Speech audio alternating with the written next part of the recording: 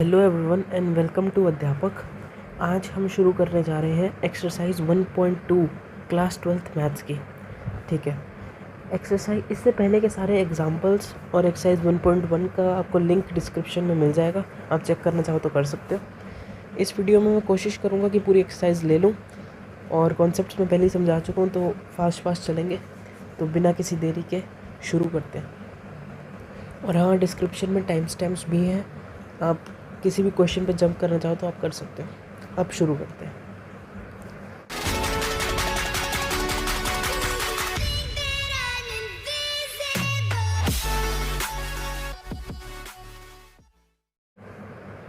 तो first question हमें कह रहा है, show that the function F defined on R star to R star defined by F x is equals to 1/x is 1 and onto where r star is the set of all non-zero real numbers।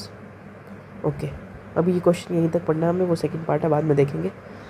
फ़िलहाल ये कह रहा है कि एक r star set है, एक ऐसे सेट है जिसमें ज़ीरो नहीं है, बाकी सारे रियल नंबर्स हैं, मतलब सारे नंबर्स हैं ज़ीरो के अलावा। उससे उस पर हमने एक सेट बनाया और एक फंक्शन बेसिकली बनाया, और उस फंक्शन की डेफिनेशन है ये। तो बताओ ये 1 है या नहीं है, ऑन टू है या नहीं। ठीक है, अब सबसे पहले बोर्ड पे चलते हैं। F x is equals to 1/x हमारा फंक्शन है। ठीक है, F x is equals to 1/x। अब क्या ये फंक्शन 1 होगा? बिल्कुल होगा। कैसे प्रूव करते हैं 1? हम बोलते हैं कि लेट से fx1 is equals to fx2 है, दो आउटपुट हमारे इक्वल हैं, हम बोल देते हैं ये। अब हम बात करते हैं कि अगर ये दोनों इक्वल होंगे तो ऐसे होगा कुछ, है ना। fx तो यही है, तो fx की मैंने वैल्यू डाल दी। अब क्या मैं दोनों साइड्स को रेसिप्रोकल करके ये नहीं कह सकता x1 is equals to x2, या फिर क्रॉस मल्टीप्लाई, जैसे भी आप समझना चाहो। तो क्योंकि x1 is equals to x2 आ गया है हमारा, तो इसका मतलब ये फंक्शन 1 है। ऑन टू की बात करते हैं। ऑन टू में क्या है, सबसे पहले तो fx की वैल्यू हमें 1/x गिवन है। ऑन टू में क्या होता है कि हमारी को डोमेन में कोई भी एलिमेंट खाली नहीं बचना चाहिए, यही होता है ना ऑन टू। और इसको हम प्रूव कैसे करते हैं? हम कहते हैं कि लेट से y is equals to 1/x है, तो x की वैल्यू क्या होगी? 1/y होगी। यहाँ से हमें x की वैल्यू मिल गई। अब इस वाली x की वैल्यू को हमें fx में डालना होता है, डालते हैं fx में। तो f ऑफ 1/y, क्योंकि x की जगह पे हम 1/y डाल रहे हैं, इसलिए यहाँ पर आ जाएगा 1/1/y, यही आ जाएगा ना, जो कि सॉल्व करके हम बन जाएगा y। जब ये y बन जाता है तो फंक्शन हमारा ऑन टू हो जाता है। इस क्वेश्चन का सेकंड पार्ट देख लेते हैं। सेकंड पार्ट कह रहा है, is the result true if the domain are star, जो भी आप बोल रहे हो इसको, आपको पता है इसका मतलब क्या है, is replaced by n and को domain being the same this. इसका मतलब वो कह रहे हैं कि क्या रिज़ल्ट ट्रू रहेगा जब हम डोमेन चेंज कर रहे हैं लेकिन को डोमेन वही है। हमें पता है ये फंक्शन हमारा 1 ऑन टू दोनों आ गया था, है ना। अब हमने इसकी को डोमेन सेम रखी लेकिन डोमेन चेंज कर दी, डोमेन हमने रियल से हटा के नेचुरल नंबर कर दी।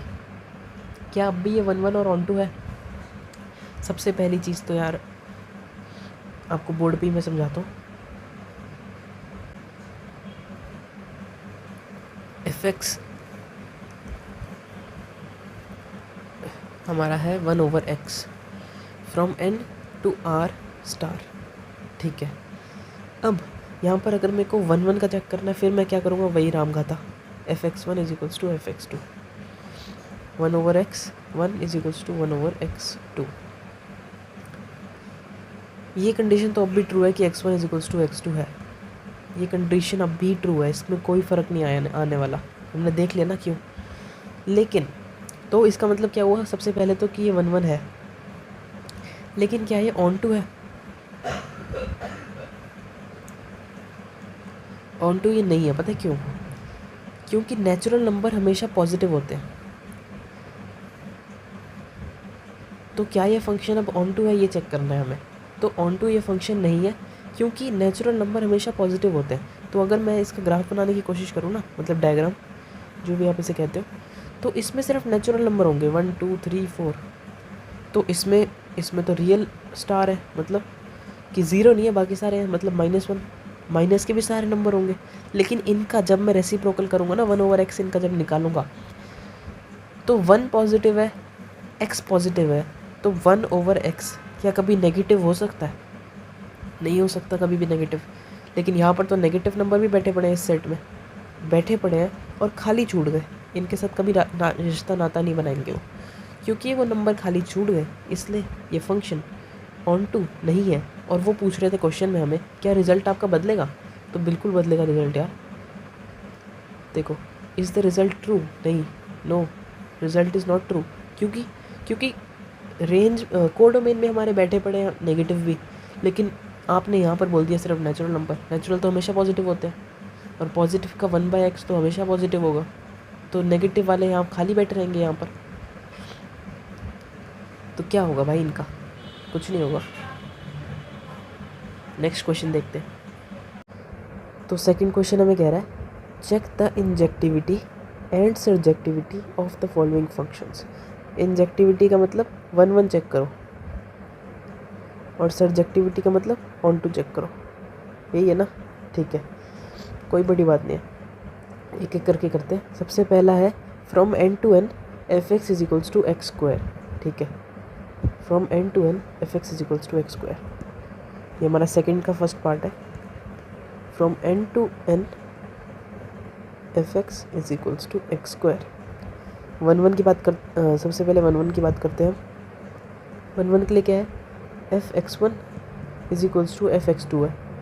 ठीक है, तो क्या होगा? x1 का स्क्वायर = x2 का स्क्वायर होगा, है ना? अब सबसे इम्पॉर्टेंट यहाँ पर स्टेप आ रहा है। जब मैं इसका स्क्वायर हटाऊंगा तो क्या मैं ऐसे लिखूंगा ना इसको, +-x2? ऐसे ही तो लिखूंगा मैं, क्योंकि -2 और +2 दोनों का स्क्वायर 4 होता है। अगर दो स्क्वायर आपस में इक्वल है तो इसका मतलब वो नंबर्स आपस के +- के इक्वल हो सकते हैं, है ना? अब सबसे इम्पॉर्टेंट चीज़, हमें पता है कि नेचुरल नंबर कभी भी नेगेटिव नहीं होते हैं। तो इसका मतलब कि अगर यहाँ पर natural number two natural number set बना रखा है ना, और यहाँ पर दे रखा है 2 और यहाँ है 4, तो 2 4 के साथ लिंक तो होगा, लेकिन यहाँ -2 नहीं है 4 के साथ लिंक होने के लिए। ठीक है ना? अगर -2 भी होता तो ये फंक्शन मैनी 1 हो जाता, हमें दिख रहा है, क्योंकि दो अलग इनपुट का सेम आउटपुट आ रहा है। लेकिन यहाँ पर हमने सेम आउटपुट किया है और हम कह रहे हैं कि ये माइनस भी हो सकता है नंबर, लेकिन माइनस हमें पता है कि इस सेट में ही नहीं है, तो माइनस हम हटा ही देंगे यहाँ से भी और यहाँ से भी।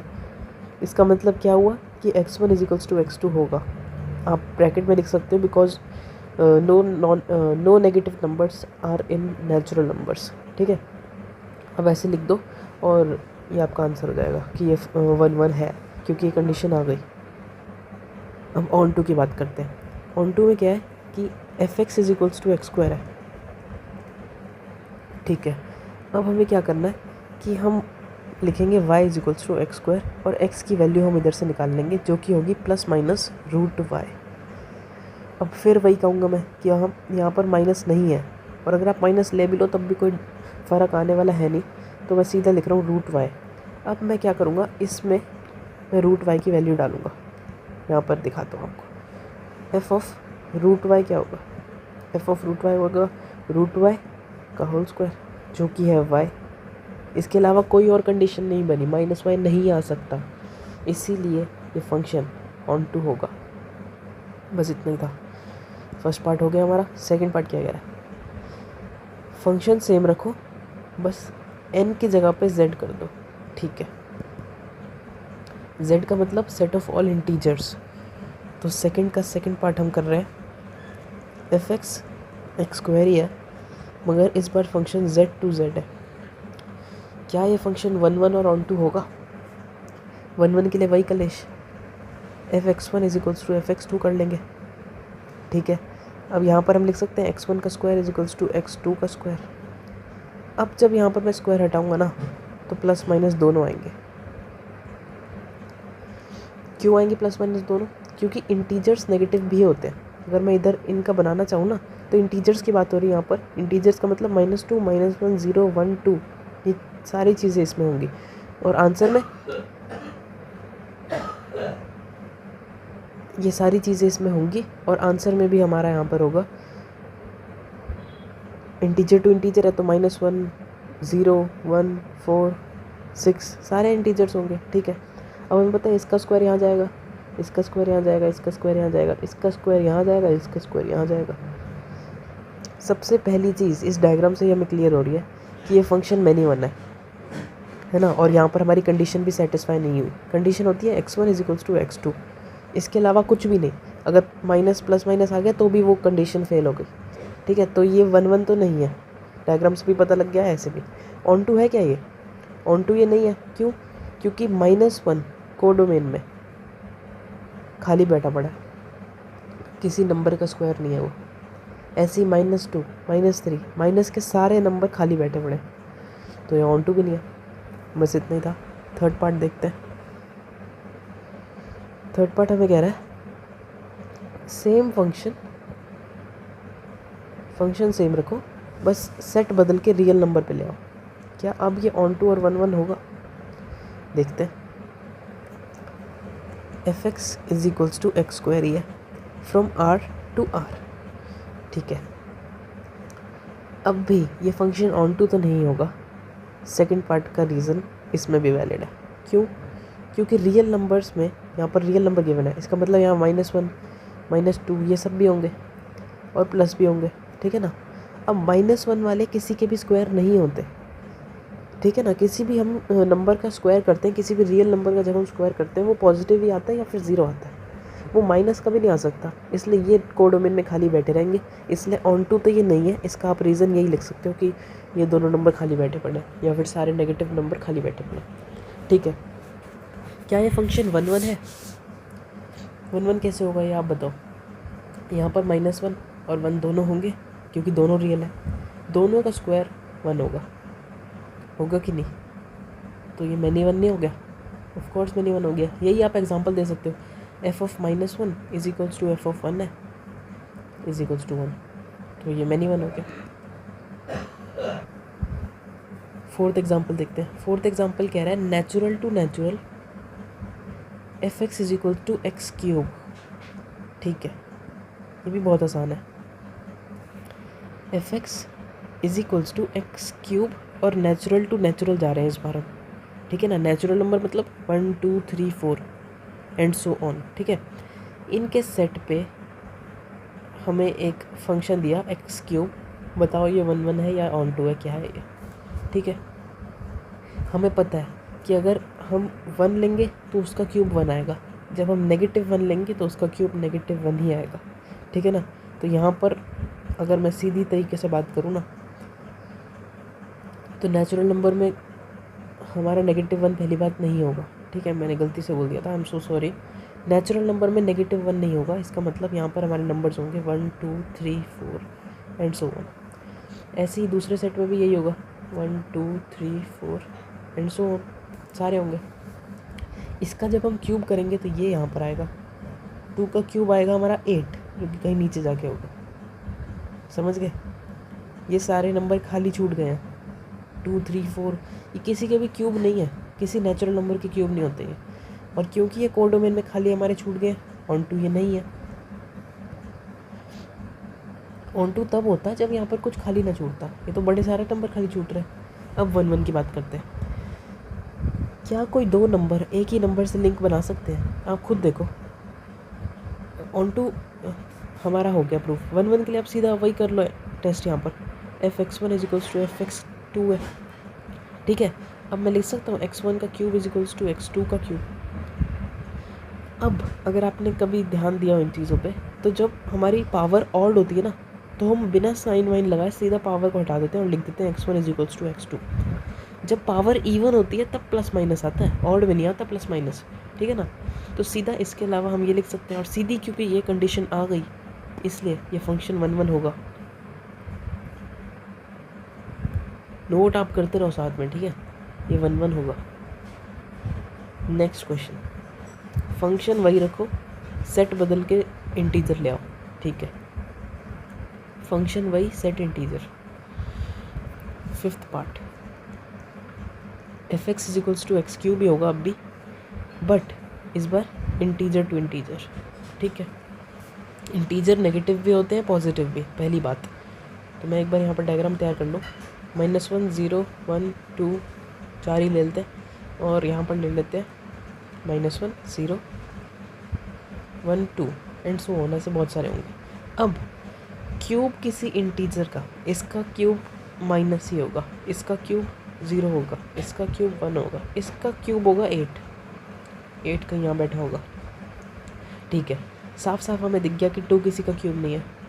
किसी भी इंटीजर का क्यूब 2 नहीं हो सकता, इसलिए 2 हमारा खाली बैठा पड़ा है, इसलिए ये फंक्शन ऑन टू नहीं है। 1 1 के लिए फिर वही f(x1) is equals to f(x2). This implies that x1 का cube is equals to x2 का क्यूब। अब क्योंकि क्यूब है तो हम सीधा हटा के लिख सकते हैं x1 is equals to x2। हो गया आंसर। तो 1 1 है ये। अगर कोई और कंडीशन आ जाती, प्लस माइनस आ जाता या कुछ और आ जाता, तो ये 1 1 ना होता। अभी ये 1 1 है। हो गया, सेकंड क्वेश्चन हो चुका है। थर्ड की तरफ बढ़ते हैं। थर्ड क्वेश्चन बहुत इजी है, मैं यहीं पर आपको समझा सकता हूँ, लेकिन फिर भी लिख के दिखा दूंगा। Proof that the greatest integer function f from real to real given by this is neither 1 1 nor onto, where this denotes the greatest integer less than equal to x। 11th में ही आपने पढ़ लिया था greatest integer क्या होता है। एक बार remind करा दूँ आपको। तो कोई भी हम इसमें इनपुट डालते हैं, जैसे 1.1, कोई भी इनपुट अगर हम इस फंक्शन में डालते हैं ना ग्रेटेस्ट इंटीजर वाले, तो उसका आउटपुट जो होता है वो होता है एक इंटीजर जो कि इस नंबर के जस्ट छोटा हो। नाम ग्रेटेस्ट है, लेकिन नाम इसलिए आया कि इस नंबर से जस्ट छोटा लेकिन सबसे बड़ा इंटीजर। जो अगर आपको क्लास 11th का याद हो ग्रेटेस्ट इंटीजर फंक्शन, तो इसमें अगर हम कोई भी इनपुट देते हैं 1.1 या कुछ भी देते हैं, तो 1.1 से जस्ट छोटा एक इंटीजर जो कि 1 होता है, वो ये आउटपुट हमें रिटर्न कर देता है। अगर मैं यहाँ पर 1.2 भी दूंगा तब भी आउटपुट हमारा 1 ही आएगा। मैं 1.9 भी दूंगा, 999 भी दूंगा ना, तब भी आंसर 1 ही आने वाला है। इससे जस्ट छोटा एक इंटीजर जो कि 1 ही है।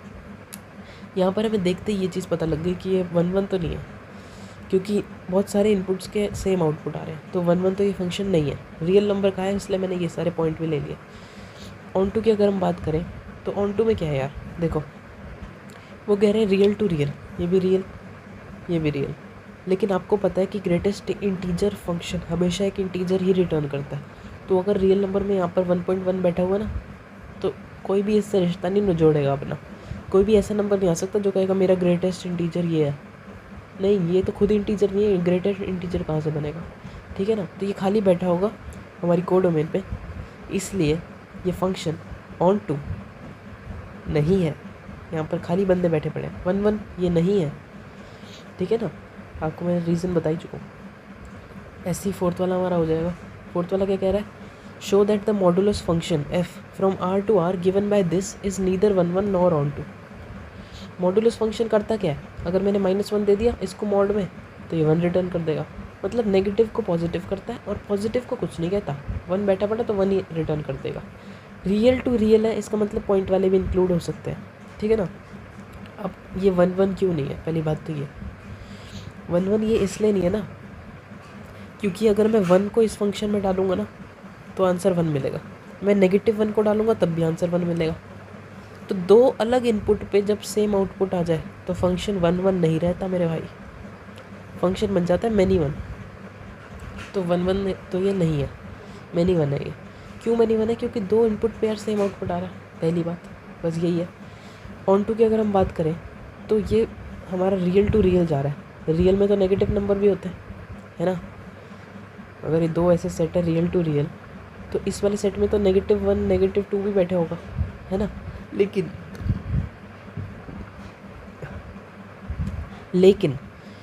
इन लोगों की कोई भी प्री इमेज नहीं है इस सेट में, क्योंकि जब भी हम इसमें कोई भी नंबर डालेंगे वो हमें इसका पॉजिटिव रिटर्न करेगा, 0 से बड़ा नंबर रिटर्न करेगा। तो ये दोनों तो खाली बैठे रह गए, इसलिए ऑन टू नहीं है ये, सिंपल।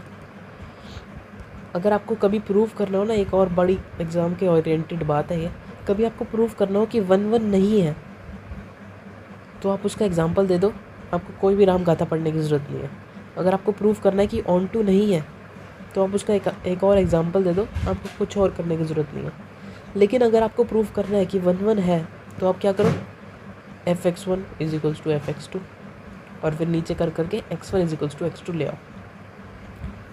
ठीक है, अगर ऑन टू प्रूव करना है कि है तो आप थ्योरी में भी कर सकते हो, या फिर जो x की मैंने आपको वैल्यू बताई थी कि x की वैल्यू निकालो और उसको fx में डाल दो और y आंसर अगर आ गया तो ये ऑन टू हो जाएगा। बस यही करना होता है। अब नेक्स्ट क्वेश्चन देखते हैं। नेक्स्ट क्वेश्चन नंबर 5 हमें कह रहा है show that the signum function given by this is neither 1 1 nor onto. सबसे पहले तो ये रियल टू रियल जा रहा है, और सिग्नम फंक्शन पता है क्या होता है, बेसिकली यहाँ पर इन्हें गलत कर दिया, यहाँ पर -1 होता है सिग्नम फंक्शन में। क्लास 11th में अगर आपने पढ़ा हो तो आपको याद हो तो, यहाँ पर पता नहीं क्यों नेगेटिव नहीं दिया है, या नेगेटिव होगा।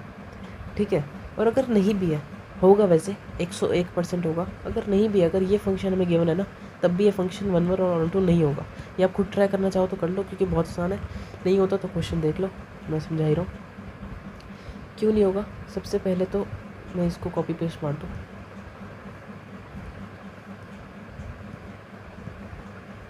आई एम सो सॉरी, एक सेकेंड रुकिए आप ज़रा।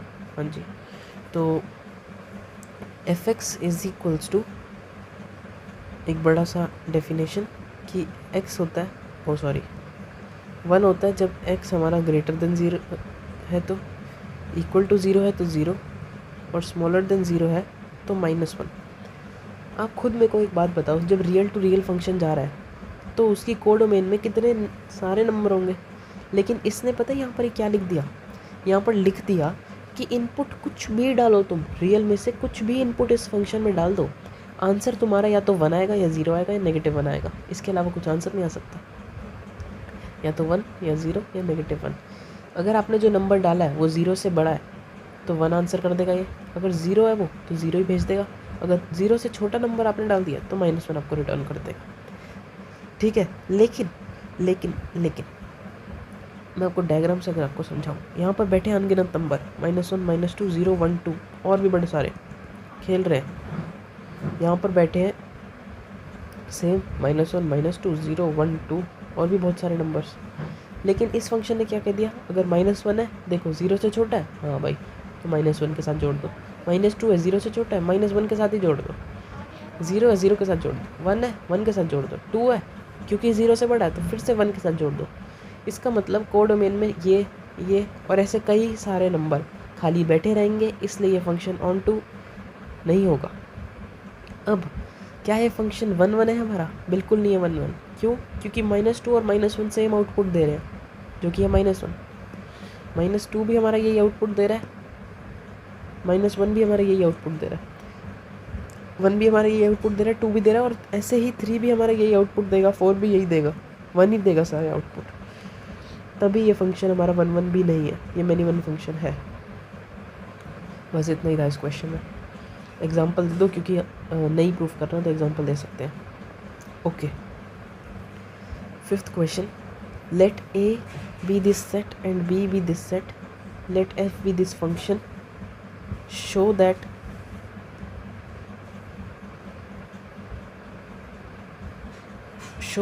f is 1 1। ठीक है, f को हमें 1 1 प्रूव करना है। 1 1 की कंडीशन क्या होती है कि एक इनपुट का एक डिस्टिंक्ट आउटपुट होना चाहिए, है ना, बस यही शो करना है हमें। तो हमें दिख रहा है कि कोई भी आउटपुट हमारा यहाँ पर सेम नहीं है। इसका आउटपुट है 4, इसका आउटपुट है 5 और इसका आउटपुट है हमारा 6। क्योंकि कोई भी आउटपुट सेम नहीं है। अगर ऐसे होता ना कि 1 हमारा 4 के साथ है और 2 भी हमारा 4 के साथ है, तो आपको दिख रहा है, तो आपको ये चीज़ दिख रही है कि मैनी वन है ये फंक्शन, 2 अलग इनपुट पे सेम आउटपुट आ रहा है। लेकिन यहाँ पर ऐसा कुछ नहीं है, यहाँ पर हर इनपुट पे एक अलग आउटपुट है, इसलिए ये फंक्शन 1 1 होगा। यार थ्योरी का क्वेश्चन है, ज़्यादा कुछ लेना देना तो है नहीं इसका हमारा। 7th क्वेश्चन के 2 पार्ट। चेक करो वेदर 1 1 ऑन टू और बाइजेक्टिव है कि नहीं। बाइजेक्टिव मतलब ये दोनों, ठीक है। पहला पार्ट कह रहा है fx is equals to 3 - 4x। Copy कर रहा हूँ मैं इसको बोर्ड पे। fx is equals to 3 - 4x, और इसकी वो क्या है, real to real 3 - 4x। Okay, कौन सा क्वेश्चन था बारी यार, मैं भूल जाता हूँ। 7th का फर्स्ट पार्ट हमें कह रहा है F x is equals to 3 minus 4x real to real.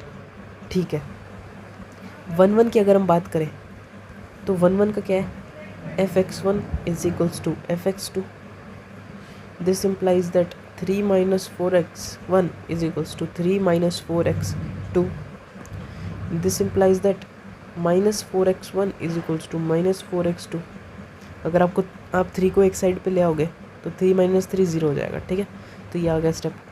अब क्या मैं -4 से दोनों साइड अगर डिवाइड कर दूँ तो मेरे पास ये नहीं आ जाएगा x1 is equals to x2। दोनों साइड से सेम नंबर से डिवाइड मल्टीप्लाई तो कर ही सकते हैं। अगर दोनों साइड से मैं डिवाइड कर दूँ ना -4 से तो यही आ जाएगा, इसलिए ये फंक्शन 1 1 है। ऑन टू की बात करते हैं, बहुत आसान। ऑन टू में क्या है, यही कि हमारा एफ एक्स हमें गिवन है 3 माइनस 4x, तो इसका मतलब y हो गया हमारा 3 माइनस 4x। अब यहाँ से हमें x की वैल्यू निकालनी है, तो कैसे निकालेंगे, x is equals to y minus 3 by minus y minus 3 by minus 4, यही आएगा। एक सेकंड देख लूँगा, दोबारा करते हैं, रुको। y is equals to 3 minus 4x, y minus 3 is equals to minus 4x।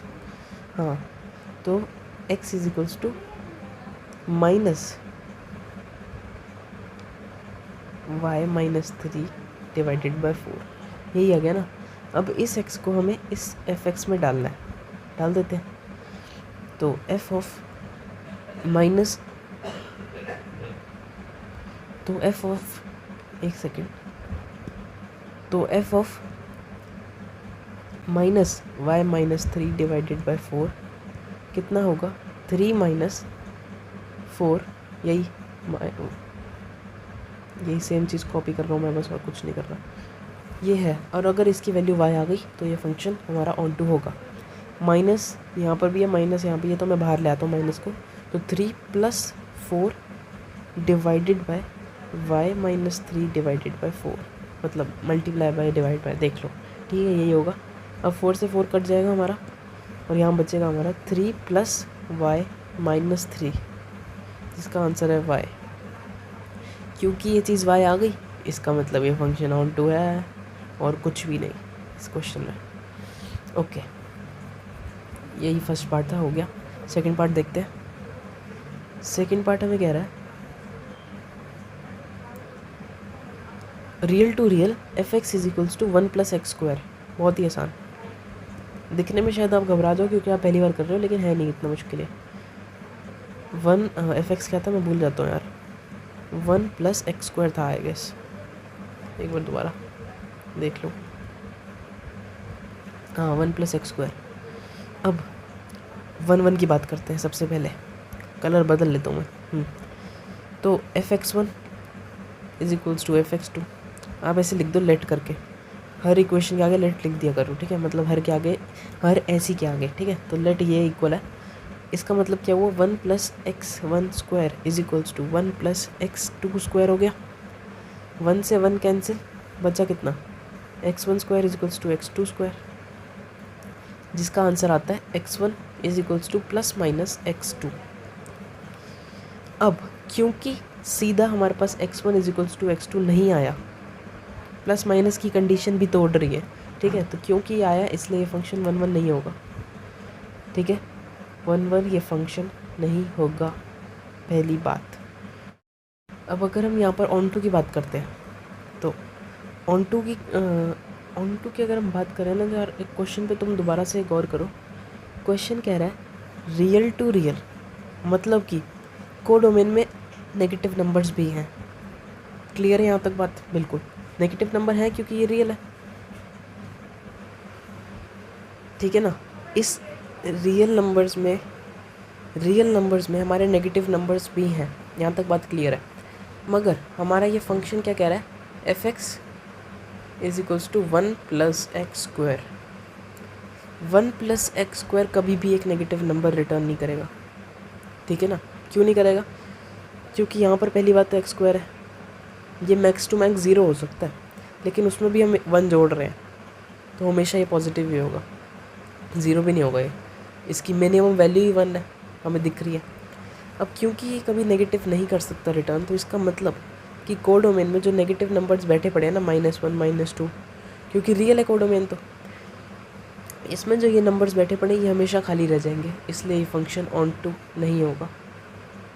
I hope बात क्लियर होगी। आप यही चीज़ थ्योरी में लिख सकते हो कि ये ऑन टू नहीं होगा, क्योंकि f(x) तो हमारा हमेशा नेगेटिव नंबर कभी रिटर्न ही नहीं करेगा, लेकिन यहाँ तो नेगेटिव भी बैठे पड़े। बस इतना ही था। 8th क्वेश्चन से बहुत लोग डरते हैं, लेकिन एक बात मैं आपको क्लियर कर दूँ, इससे डरने वाली कोई बात ऐसी है नहीं इसमें। क्यों नहीं है, अभी मैं समझाता हूँ। सबसे पहले तो अब तक जो आपको फंक्शन दिए थे वो थे रियल टू रियल, या a टू b, या n टू n, या z टू z, ऐसे नंबर्स है ना, वो होते थे सेट्स सिंगल एलिमेंट के। इस बार आपको जो दिए ना वो पेयर्स के ऊपर सेट एक फंक्शन बना दिया। क्या कह रहा हूँ मैं, समझ नहीं आ रहा। देखो, अब तक जो आपको दिए जाते थे ना, ये हमारा हो चुका है। अब तक जो हमें दिए जाते थे वो होते थे रियल टू रियल। इसका मतलब क्या होता था कि 3 4 से रिलेटेड होगा। सपोज एग्जांपल ले लो, 3 9 से भी हो सकता है, 2 ओके -1 से कर देते हैं इसको, ऐसे होते थे। लेकिन अब जो आपको दे दिया ना 8th क्वेश्चन में, वो रियल टू रियल नहीं है, वो a क्रॉस b से b क्रॉस a तक है। हमें पता है a क्रॉस b क्या होता है, पेयर्स होते हैं, पेयर्स का कलेक्शन है वो। जैसे a भी आएगा इसमें, c d आएगा, और भी पेयर्स आएंगे इसमें जितने भी आएंगे, और b क्रॉस a में भी पेयर्स आएंगे। तो पेयर्स को पेयर्स से लिंक किया इस बार 2 को 1 से नहीं किया, 2,1 को 1,2 से किया, कुछ ऐसा किया। 3,4 को 5,6 से लिंक कर दिया। ठीक है ना, पेयर्स का रिलेशन है ये सिंगल एलिमेंट का रिलेशन नहीं है, पेयर्स का रिलेशन है। ठीक है, अब यहाँ पर देखो, पेयर्स का रिलेशन कहता क्या है, हमें पेयर्स का फंक्शन कहना चाहिए मेरे को। पेयर्स का फंक्शन कहता है कि a b से रिलेटेड होंगे। ठीक है, मुश्किल लग रहा होगा मैं समझता हूँ, लेकिन है बिल्कुल नहीं है मुश्किल। क्या कह रहा है कि अगर कोई भी एक पेयर है ना a b 1,2, तो उसको आप रिलेटेड करा दो 2,1 से, बस ये कह रहा है और कुछ भी नहीं कह रहा। अब सबसे पहली चीज़ तो आप मेरे को एक चीज़ बताओ कि अगर a क्रॉस b में n एलिमेंट्स हैं, ठीक है, n नंबर ऑफ़ एलिमेंट्स हैं इसमें, तो b क्रॉस a में कितने एलिमेंट्स होंगे, इसमें भी n होंगे, है ना। आप लोगों को ये बात 11th में ही 10th में भी मैं भी सिखा दी होगी कि अगर कार्टेशियन प्रोडक्ट के हमें नंबर ऑफ़ एलिमेंट्स निकालने हैं, तो इन दोनों को हम आपस में मल्टीप्लाई करते हैं। तो इन दोनों को जो करेंगे तब भी इन दोनों को भी यही करेंगे, तो n और n दोनों में सेम नंबर ऑफ़ एलिमेंट्स होंगे, पहली बात। दूसरी बात, अगर इसमें कोई एक एलिमेंट होगा ना 1,2, तो इसमें 100% 2,1 ज़रूर होगा, क्योंकि अगर इसमें 1,2 है, इसका मतलब a में 1 है हमारा और b में 2 है, तभी तो उनके क्रॉस प्रोडक्ट में 1,2 आ रहा है। तो क्या b क्रॉस a में 2,1 नहीं आएगा, बिल्कुल आएगा। ठीक है, ये भी क्लियर हो गई, नंबर ऑफ़ एलिमेंट्स भी सेम है। अब आपको एक चीज़ ध्यान रखनी है कि यार अगर a भी हमारा b a के रिलेटेड है ना, तो b a के रिलेटेड और कोई भी नहीं हो सकता। अगर मैं यहाँ पर एक बात कह रहा हूँ, मैं सीधा 1,1 की कंडीशन पे ही आ जाता हूँ। 1,1 की कंडीशन कहती है कि एक आउटपुट का एक ही इनपुट होना चाहिए बेसिकली। अगर यहाँ पर हमारा b, a एक आउटपुट है ना, किसी चीज़ का आउटपुट है, तो इसका एक ही इनपुट होना चाहिए, सिंगल इनपुट। यही होती है ना 1,1 की कंडीशन। अगर 1,2 और 2,3 दोनों ही हमारे एक ही एलिमेंट से जुड़े पड़े हैं, 3,4 से लेट से, तो ये मैनी 1 हो गया, ये 1,1 थोड़ी हुआ।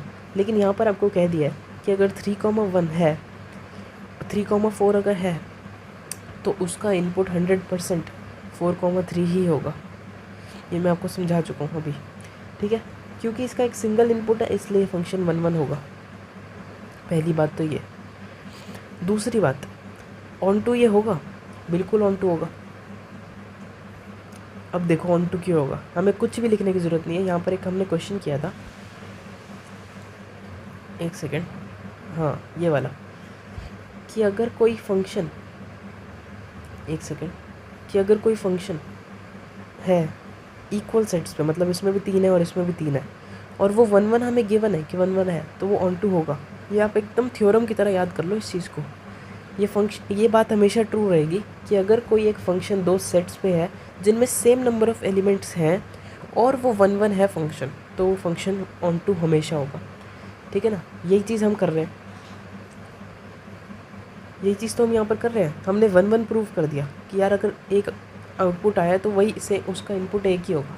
1 1 हमने प्रूव कर दिया, और इसमें जितने एलिमेंट्स हैं उसमें भी इतने, इसमें भी n है तो इसमें भी n है, नंबर ऑफ़ एलिमेंट्स भी सेम है, तो ऑन टू ये होगा ही होगा 100%। ऐसा कोई भी एलिमेंट नहीं होगा इसमें जो कि खाली छूट जाए। आप ये बात सीधे लिख दो कि there is no such element कि there is no such element in this which does not have a image.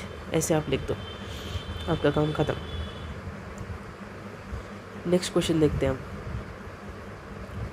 Next question हमें कह रहा है let f be n to n, let f be a function from n to n defined by this, state whether the function is bijective, justify your answer।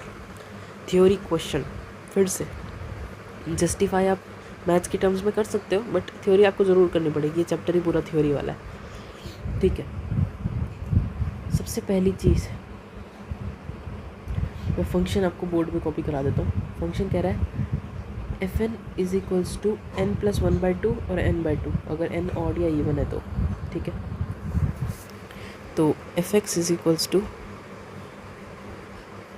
n + 1/2 अगर n odd है तो, और n/2 अगर n even है तो। बहुत ही ज़रूरी question है ये। और ये फंक्शन है नेचुरल टू नेचुरल। क्या ये फंक्शन 1 1 है,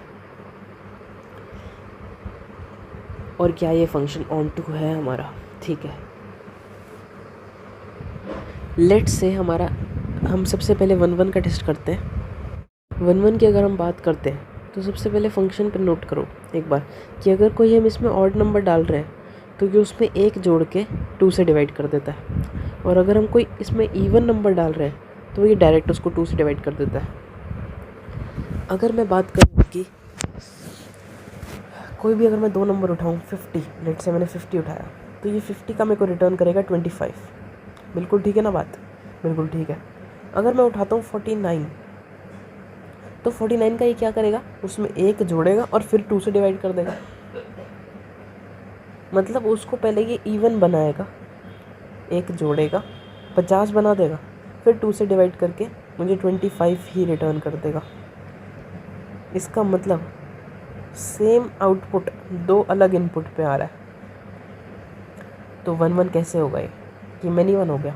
50 भी जाके इससे जुड़ा पड़ा है, 49 भी जाके इससे जुड़ा पड़ा है ना, तो 1 1 तो नहीं हुआ ये। अब अगर हम ऑन टू की बात करें ना, तो ऑन टू ये होगा। ऑन टू क्यों होगा, इसका एक बहुत बड़ा रीज़न ये है कि हमारे आउटपुट वाला जो सेट है हमारा, आउटपुट सेट का मतलब जिससे हमारे आउटपुट आ रहे हैं, जो कि हमारे नेचुरल नंबर का सेट है। यहाँ भी 1 2 3 4 ऐसे कर करके हैं, यहाँ भी 1 2 3 4 ऐसे कर करके। तो इनमें कोई भी हम खाली नहीं ढूंढ सकते जो खाली बैठा, कोई भी ऐसा एक एलिमेंट हम नहीं ढूंढ सकते। क्यों, 1 आ जाएगा 2 पे, 2 कब आ जाएगा 4 पे, 6 पे हमारा 3 आ जाएगा, है ना। 1 पे क्या आएगा, 1 पे भी 1 + 1/2 करेंगे तो इसमें भी 1 आ जाएगा। 3 पे क्या करेंगे, 3 पे भी 2। मैनी 1 तो है ये, 1 1 नहीं है, ये मैंने पहले ही बता दिया। लेकिन ऑन टू ये ज़रूर है। कोई भी हम ऐसा एलिमेंट नहीं ढूंढ सकते जो खाली रहे। ये भी हमारे 8 से जुड़ जाएगा, ये वाला हमारा 10 से जुड़ जाएगा। बेसिकली अगर आपको मैं लिख के दिखाऊँ ना क्या कह रहे हैं, तो लेट से हमारे आउटपुट वाले ऑन टू का टेस्ट हो रहा है। हमारे आउटपुट वाले मतलब इस वाले एन में लेट से कोई एक ऑड नंबर है, 2n + 1, कोई भी एक ऑड नंबर है लेट से।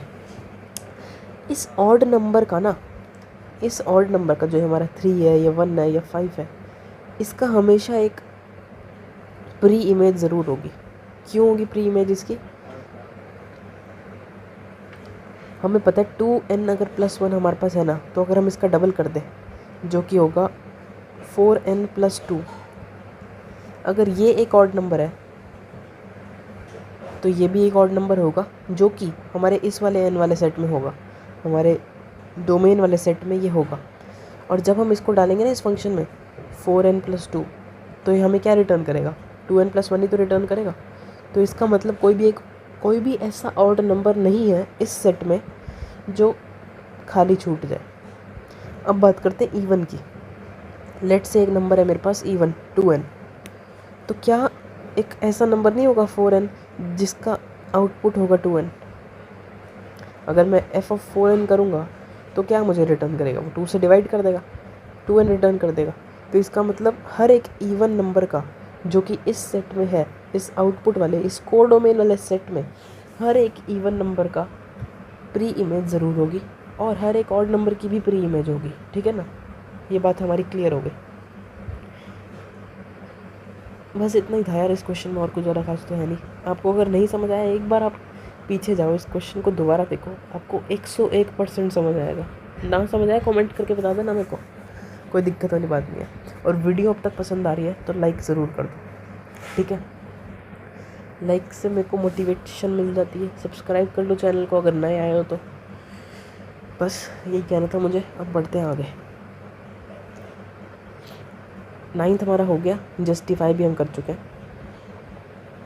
10th question, let A be a set this and B be a set this, consider a function from A to B. Definition ये है, इस function 1 1 and onto, justify your answer. एक set हमें दिया है a real numbers का जिसमें 3 नहीं है बस। आपको पता है ना, ये 3 करली ब्रैकेट्स के अंदर अगर हम लिख देते हैं तो मतलब एक सेट है 3 का, मतलब बेसिकली ये 3 को ही डिनोट कर रहा है। मतलब रियल नंबर्स में से 3 को हटा दिया, जितने भी नंबर्स हमारे पास बचे उनको हमने ए में डाल दिया। फिर हमने क्या किया, रियल नंबर्स में से 1 को हटा दिया और जितने नंबर्स बचे उनको हमने डाल दिया बी में। फिर ये फंक्शन हमने बताया, और बताओ ये फंक्शन 1 1 है या ऑन टू है या क्या है ये। 1 1 की बात सबसे पहले करते हैं हम कहते हैं कि 2 इनपुट अलग है लेकिन आउटपुट सेम है। f(x1) is equals to f(x2) है, ठीक है। 1 1 की बात चल रही है यहाँ पर, ठीक है। और क्वेश्चन कौन सा है? 10th है। कौन सा है क्वेश्चन? 10th पे पहुँच चुके हैं, देख रहे हो स्पीड, ठीक है। अब अगर ये चीज़ है तो ऐसे लिख सकता हूँ मैं, x1 minus 2 divided by x2 minus 3 is equals to, I am so sorry, मैंने x2 लिखा, x1 ही आएगा। x2 minus 2 is equals to x2 minus 3। Cross multiply करो, x1 minus 2 x2 minus 3 is equals to x2 minus 2 x1 minus 3, ठीक है। मतलब x1 x2 minus 2 x2 minus 3 x1 plus 6 is equals to x1 x2 minus 2 x1 minus 3 x2 plus 6।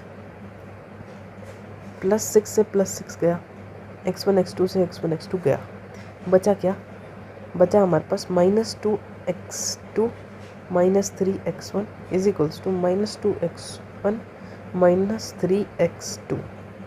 x1 को एक तरफ लाएंगे, x2 को एक तरफ ले जाएंगे, बचेगा क्या? Minus 3 x1 plus 2 x1 is equals to minus 3 x2 plus 2 x2। मतलब minus x1 is equals to minus x2। Minus से दोनों साइड डिवाइड करेंगे, x1 is equals to x2 आ जाएगा। कंडीशन हमारी आ गई है, सिंपल सिंपल। तो मतलब 1 1 ये है। आधा पार्ट ख़त्म क्वेश्चन का। क्या ये क्वेश्चन अभी ख़त्म हुआ? हमारा नहीं हुआ ख़त्म। ऑन टू के लिए हमें अभी चेक करना बाकी है, तो ऑन टू के लिए चेक करते हैं। ऑन टू के लिए भी कुछ नहीं करना। ऑन टू के लिए हमें पता है y इज इक्वल्स टू हमें गिवन है x माइनस 2 x माइनस 3, तो y is equals to x minus 2 divided by x minus 3 मैं लिख देता हूँ, और यहाँ से x की वैल्यू निकालने की कोशिश करते हैं। y क्रॉस मल्टीप्लाई कर रहा हूँ, इज इक्वल्स टू ये आ जाएगा, ठीक है। खोलेंगे इसको हम, तो xy minus 3y is equals to x minus 2 आ जाएगा। xy minus x is equals to minus 2 plus 3y, ये आ गया। x कॉमन ले लिया, y minus 1 is equals to 3y minus 2, ठीक है। x की वैल्यू क्या आ गई? 3y minus 2 divided by y minus 1। इसको हम डालेंगे fx में, ठीक है, तो f of 3y minus 2 divided by y minus 1 is equals to क्या था हमारा, y minus x minus 2 x minus 3। ठीक है, तो x की जगह पे सॉरी हमें ये डालना है, x की जगह पे हमें ये पूरा डालना है।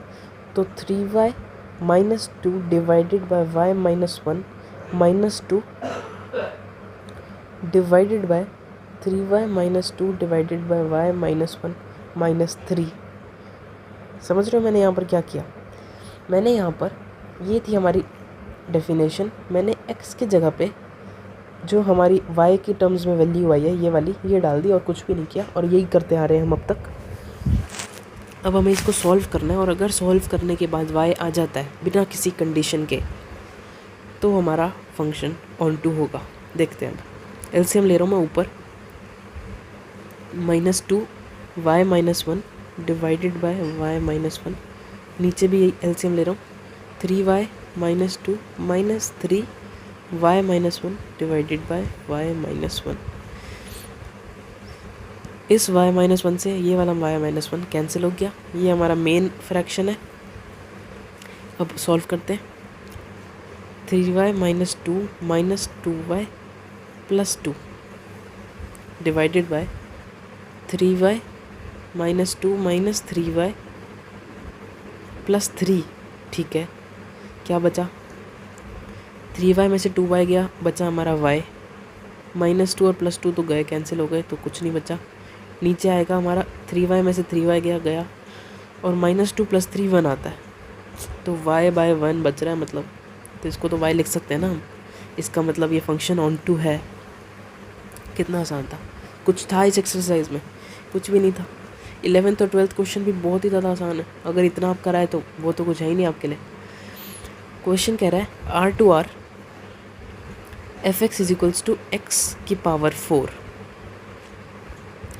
Choose the correct answer. 1 1 है, ऑन टू है, मैनी 1 है, ऑन टू है, 1 1 है, ऑन टू नहीं है, कुछ भी नहीं है। सबसे पहली चीज़ तो पावर 4 का मतलब ये कभी भी नेगेटिव आंसर हमें नहीं करेगा। अगर हम इसमें -1 डालेंगे तब भी हमें 1 दे देगा, नेगेटिव इसमें आउटपुट कभी नहीं आने वाला। तो इसका मतलब आर सेट में नेगेटिव नंबर्स जितने भी हैं वो सारे खाली बैठे रहेंगे। इसका मतलब ये ऑन टू नहीं है। अब 1 1 की बात करते हैं। 1 1 में हमें पता है -2 की पावर 4 इक्वल होगा 2 की पावर 4 के, दोनों हमें 16 ही रिटर्न करेंगे।